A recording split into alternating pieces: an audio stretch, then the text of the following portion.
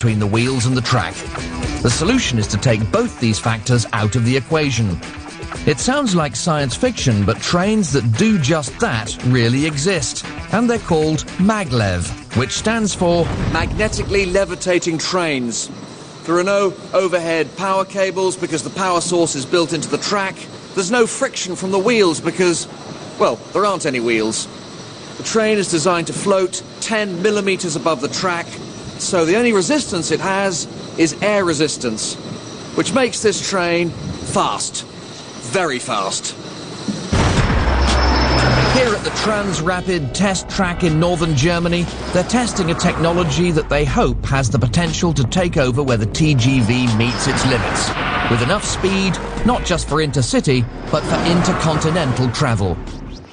But like so many record-breaking trains of the past, not one, but two rival operations have been battling it out to turn this technology into the world's fastest passenger service. The German Transrapid system and the Japanese JR Maglev. Maglev trains are all about magnets, and magnets have two poles, north and south.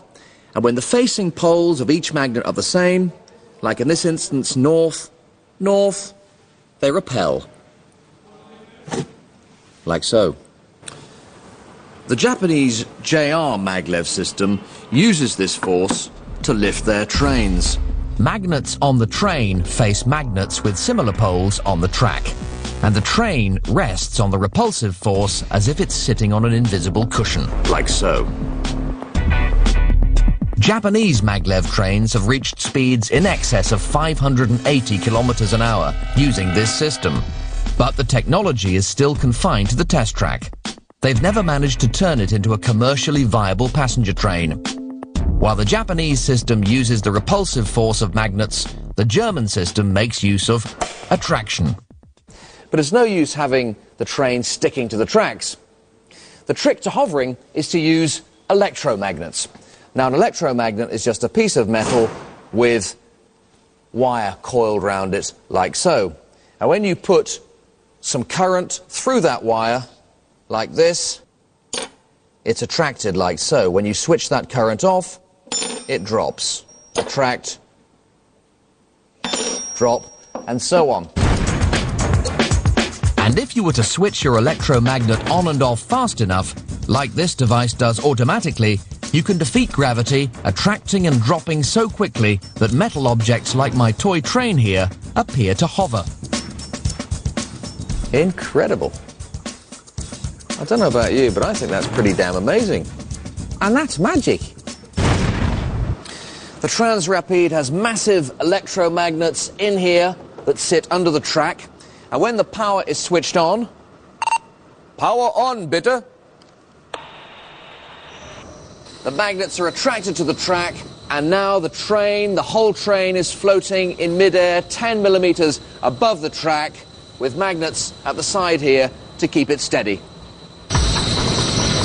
A completely separate system of magnets built into the test track create a moving magnetic field that pushes the train along with it, just like a surfer riding an invisible magnetic wave. And this makes the system very efficient, because you only need to switch on the bit of track that the train is running over. Now that click means that this section of track has just been electrified or energized, and that means the train is just about to go past. And it's just as impressive from inside the train. We're now approaching the fastest part of the track. Let's go and take a look and see what speed we're actually doing. If I go up here and just check the driver's screen, and we're doing over 300 kilometers per hour. We're still increasing speed now. It's probably about 325, 330. That's already faster than the TGV, and we're still picking up speed. Very exciting, it really is. If we look out the front, we can see that we really are moving. The sensation of speed is phenomenal. Look at that. We're now approaching the top speed, 390, 400. We are at 400 kilometers an hour.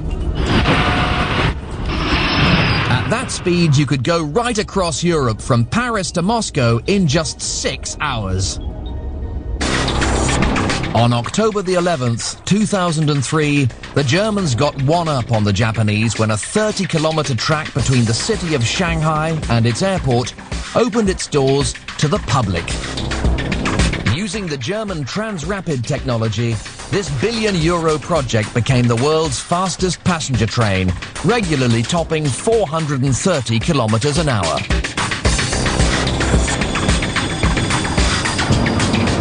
This is a fantastic piece of kit, but countries aren't exactly queuing up to take on this technology. The problem might have something to do with the cost, somewhere in the region of 50 million euros per mile to create a Maglev system.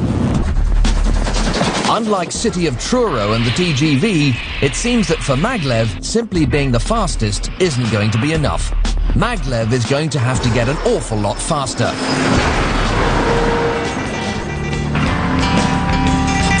And in theory, at least, that's already possible. By building vacuum tubes for Maglev trains to run in, speeds in excess of 3,500 kilometers an hour would be possible, making the trip from London to Tokyo a jaw-dropping 3.5 hours.